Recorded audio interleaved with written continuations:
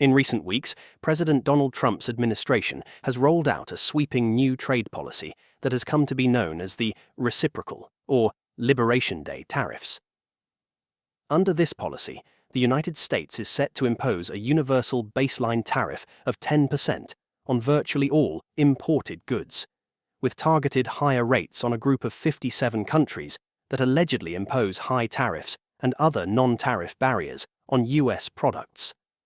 One of these economies that saw steep tariff rates is no other than Malaysia.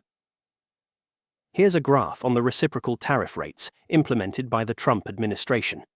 Here, you can see that Malaysia saw rates pushed by the Trump administration to be over 24%.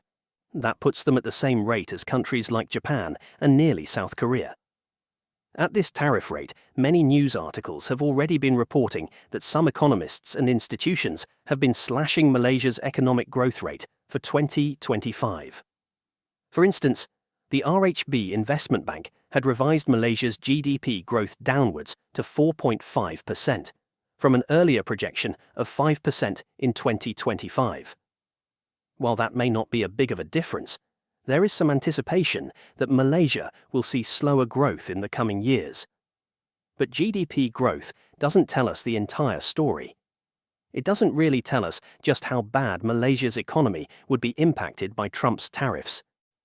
So, what's the potential impact of these reciprocal tariffs? Well, let's break it down one by one. Before we understand the impact of a 24% US import tariff on Malaysian goods, we must have a close examination of Malaysia's trade relationship with the United States. What this means is that we must understand how much Malaysia relies on exports to the US, what kinds of products are being sold, and how important the US market is to Malaysia's overall economy. For us to understand that, let's pull up the graph on Malaysia's largest export markets. Here on the graph, you can see that the United States isn't just a small export market for Malaysia. They are the second largest for the year 2024, contributing a massive $43.43 billion. That's 14% of Malaysia's total exports for the year.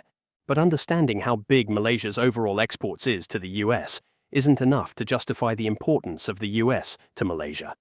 What will tell us how important the United States is to Malaysia is when we look at the trade deficit of the United States to Malaysia. The reason why this is important is because the trade deficit shows how much more the US buys from Malaysia than it sells back.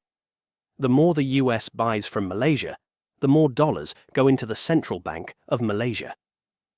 These dollars helps build up the country's foreign exchange reserves, which are crucial for maintaining financial stability. With strong reserves, Malaysia can protect its currency, manage inflation, and handle any economic shocks more effectively. In other words, the money earned from exports to the US doesn't just benefit companies, it strengthens the entire economy. Before we look up the graph on the United States trade balance with Malaysia, let's first appreciate how much total reserves Malaysia has built. Here on the graph, you can see that Malaysia's total reserves have grown steadily. In 2023, it amounted to a massive $113 billion, which is a considerable amount. And indeed, if we now graph out the goods trade balance of the United States with Malaysia, we get to see that the United States has continuously been at a deficit with Malaysia. This deficit is part of the reason for Malaysia's foreign reserves. In 2021, for instance, it reached over $40.9 billion. To show you just why this matters, let's compare the trade between China and Malaysia. Here on the graph, you can see that Malaysia doesn't actually export more to China. It's the exact opposite. China exports more to Malaysia. The result of this is then a trade deficit for Malaysia. More money is flowing out of Malaysia than coming in when it comes to trade with China. That means Malaysia is spending more on Chinese goods, like electronics, machinery, and raw materials, than it is earning from selling to China. To put it simply, Malaysia gains dollars from the US and loses them to China. That's why the US market is so important. It helps balance out the losses from other trade relationships. When Malaysia runs a trade surplus with a country like the US, It earns valuable foreign currency, supports its reserves, and keeps its economy more stable. But with China, the trade flows in the other direction, creating a drain on resources. Here's a graph on Malaysia's trade balance. Here, you can see that every year they are in surplus. But now, imagine what would happen if the US suddenly pulls back through steep tariffs. That surplus starts to shrink. Malaysia then faces a double hit: fewer dollars coming in from the US and still a steady outflow going to China. Over time, this could put serious pressure on Malaysia's economy, from weakening the ringgit to limiting public spending to lowering investor confidence. But that's the potential impacts. There is actually a good reason why Malaysia won't be heavily impacted, and that's if we compare the tariff rates made on Malaysia and on other Asian economies. Here on the graph, you can see that even though Malaysia is going to see high rates of 24%, it's actually one of the lowest among East and Southeast Asian countries. Countries like Thailand, China, Vietnam, Indonesia, and so on are going to receive much higher rates than Malaysia. What this can mean is that Malaysia might still remain competitive compared to its neighbors. If US companies are now forced to pay even higher tariffs on goods from countries like China or Vietnam, they might choose to stick with Malaysian suppliers instead. In other words, Malaysia becomes the least bad option in a region where everyone is facing higher trade barriers. So, the United States tariff rates may not really be bad for Malaysia. In fact, some may argue that it can lead to higher foreign investments. But of course, due to the spillover effect of Trump's reciprocal tariff on many countries, the overall economic growth rate of Malaysia might still slow down.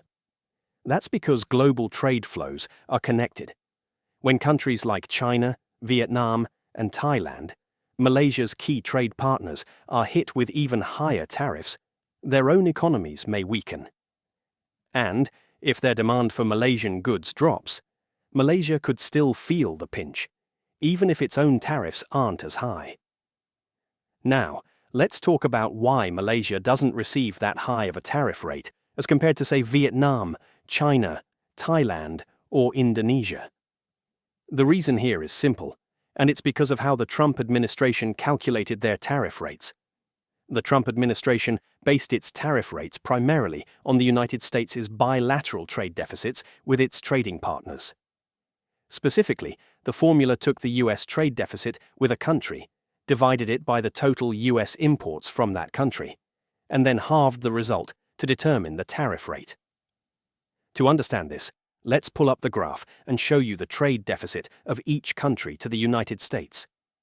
Here on the graph, you can see that the nations that saw some of the highest tariff rates are China, Vietnam, Thailand, and Indonesia. Although Malaysia's is higher than Indonesia, it's still far lower than China or Vietnam. This is because Malaysia, while running a trade surplus with the United States, has a much lower trade deficit-to-import ratio compared to countries like Vietnam or China. The Trump administration's formula for setting reciprocal tariffs was based not just on the size of the trade surplus, but on how large the surplus was relative to total US imports from that country. For instance, if we graph out Vietnam's trade numbers, we can see why it ended up with one of the highest tariff rates under the Trump administration's policy. In 2024, the US imported about $136 billion worth of goods from Vietnam, while only exporting $13 billion. That means nearly all the imports from Vietnam resulted in a deficit. When the Trump administration halved that figure to calculate the tariff rate, it resulted in a steep 46% tariff. Now, before we end the video, it is also important to know what Malaysia's government is doing to help alleviate these trade problems. The Malaysian government has reported that they indicated a preference for diplomacy and coordinated regional action through ASEAN. For example, Malaysia's Minister of Investment, Trade and Industry, MITI, has stated that the country will work closely with US authorities to find a mutually acceptable solution, and that a task force has been established to evaluate the impact on different sectors. As the current chair of ASEAN, Malaysia is leading efforts to present a united regional front. Prime Minister Anwar Ibrahim has engaged with leaders from Indonesia and Vietnam to discuss a collective response to the US tariffs. But for now, as these are all still new, only time will tell what would actually happen. But anyway, do let us know what you think. Thanks for watching.